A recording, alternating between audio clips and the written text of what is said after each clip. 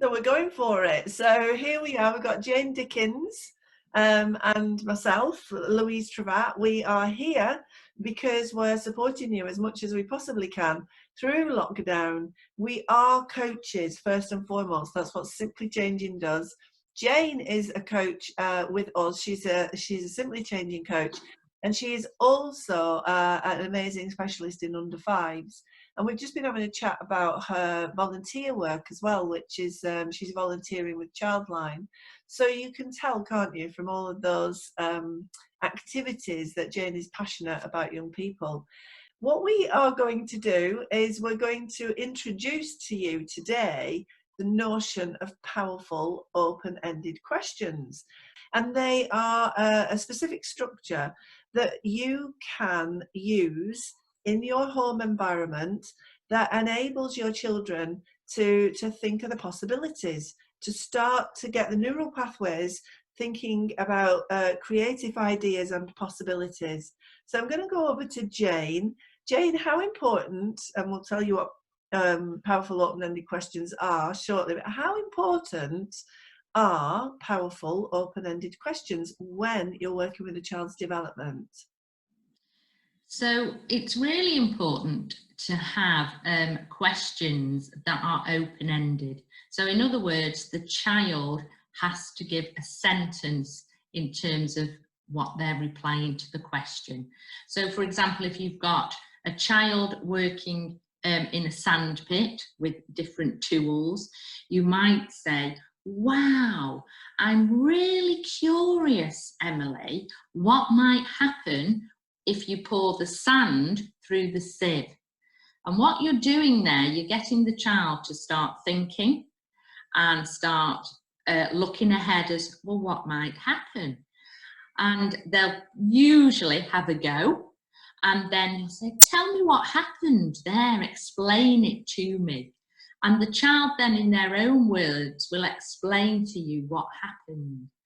And it's important throughout the day to have open-ended questions, which once you get used to it, just roll off the tongue, because the child then is thinking about what is actually going on. They're developing their curiosity, they're developing their imagination, and they're developing the problem-solving skills.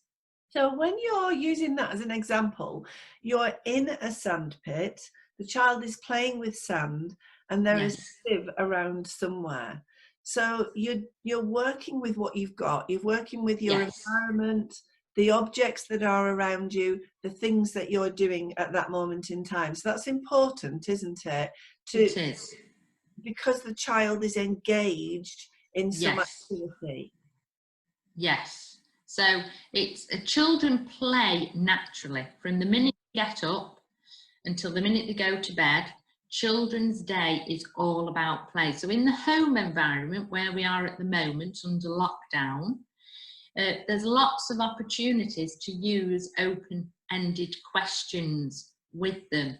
So it could simply be you're in the kitchen and you're cooking dinner, and you could use, for example, what would happen if we put lots of salt on that meal? What would happen? What would it taste like, do you think?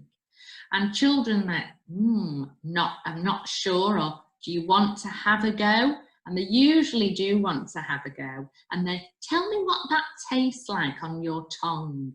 And they'll come out with all sorts of words, you know.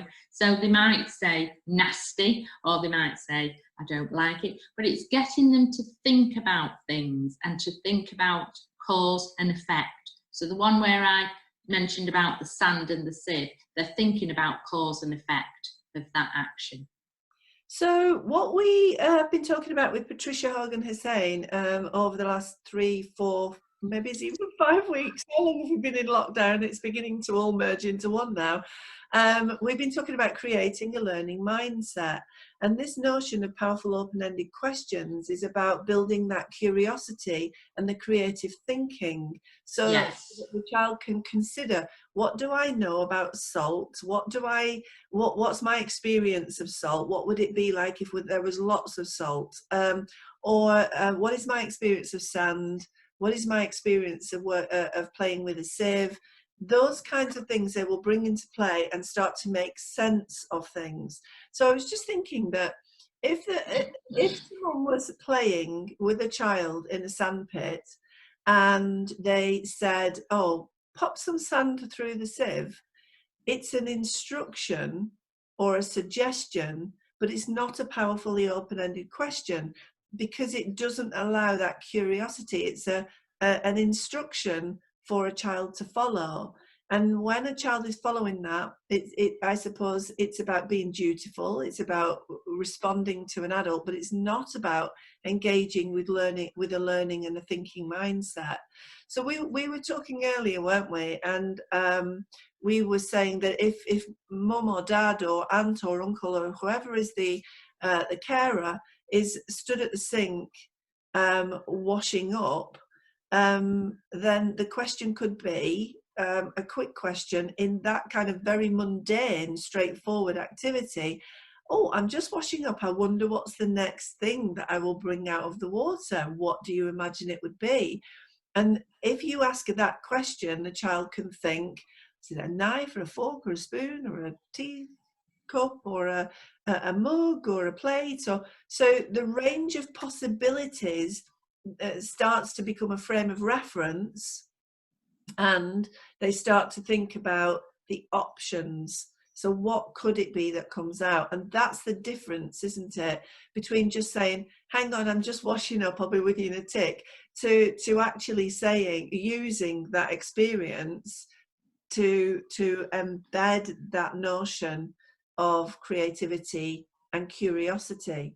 So there's lots of places, aren't there, in mundane everyday activities that we can start to ask questions. Jayne? Yes, yeah, lots of activities. So the one, for example, with the washing up, you'd want them to extend in the mind the different things that are in the bowl and answer with more than one thing. So you could, for example, say, what 4 things might be in the bowl? Can you name 4 things that might be in the bowl? So then not answering with just one thing, but say 4 things. And they've got to think, well, what has gone in the bowl in the first place? And if they're struggling to answer that, you can say, so what did we have on the table when we were eating? What was on the table that we've moved from the table into the bowl? So it's them then thinking through a process, isn't it? And also it's drawing upon their memory, which again is another skill to develop. Brilliant. So that could be done anywhere around the house with any straightforward, everyday, ordinary activity. It's maybe moving away from suggesting things to your children that they do, and more about asking, how long will it, is this a powerfully open-ended question? How long would it take you to make your bed? So to extend that, you could say, tell me how we're going to make your bed. Where do we start? Talk me through how you're going to make Teddy's bed. So then they are thinking in their head, they've got to tell you how they're going to do it. So, you know, in the role play corner, you can demonstrate for them, shake the pillow, pull the sheets back, put clean sheets on. So it's getting them to think through the process more. So let me throw another one at you. If I said something like, let's take the dog for a walk, where are we taking the dog today? How do we make that a more powerful, open-ended question? So with a young child, if you're wanting to get them involved in where you're going for a walk, you could say something like, tell me, if we go for a walk to the park, the different things we'll see on the way there. Because it would probably be a regular walk we do, you're getting them to think about what they're going to see on the way. So it might be that they pass the shops, they might pass the friend Molly's house on the way, but it's getting them thinking about the different things that they'll see so that they can tell you about it. Fantastic, Jayne. That's really, really, really wonderful. And that learning mindset can be woven into everything that is happening for a child, particularly in lockdown, and it makes the world a more curious place. And That's right. when the mind is engaged in curiosity, what do you notice more about the behaviour of the children? Well, the children learn to, they develop confidence, and they develop being able, they want to share with you what they're doing. So by the time they get to the age of 4, the year before they start school, they will then be sharing with you on a regular basis what's going on, what they're doing, why they're doing it. And they find that really exciting, sharing with you their little world. And then when they proceed to start school, if you've developed that curiosity, you've developed the art of open-ended questions, that helps them for when they're in school, because they become more curious about what they're learning, and they are learning to ask questions, because children always ask why. So it's when you give them answers back, you're talking them through a process. So it's a great life skill to have, being able to ask open-ended questions and for a child to answer in lots of different ways.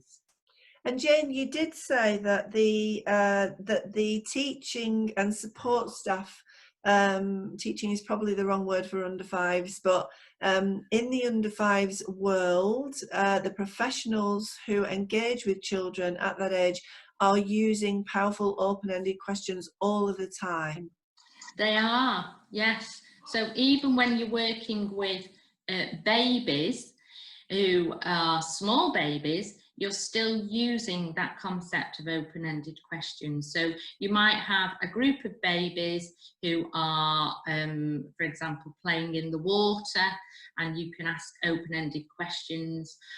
What might happen if we pour the water through this funnel? And even though they're not verbally able to answer, you are sowing the seeds, if you like, in their minds. Lovely, lovely.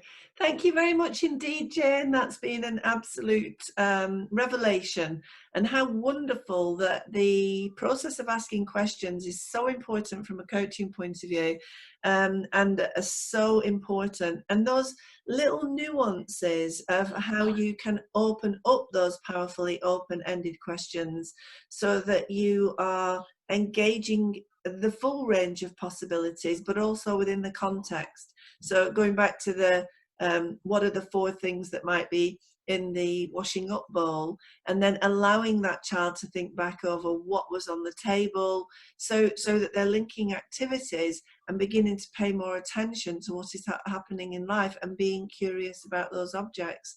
I love it. Thank you very much indeed, Jane. Thank you.